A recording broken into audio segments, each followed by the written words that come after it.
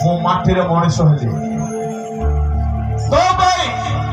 स्वर्गर सब सुख छाड़िली तो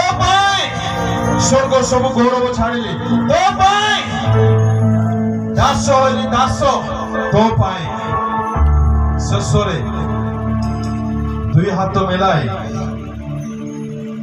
मु जाको तैयारी करी हाथ में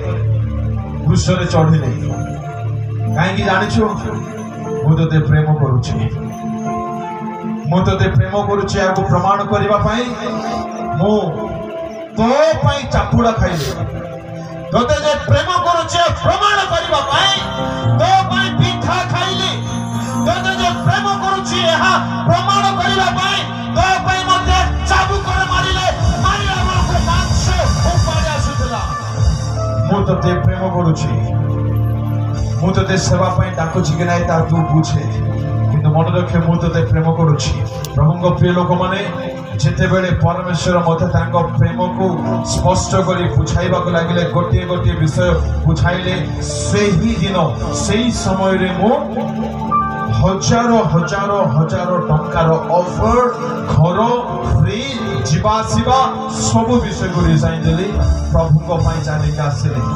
आ सही दिन ठारू प्रभु मते गोटे बेला मते भोकरे रहिबा को देई नांती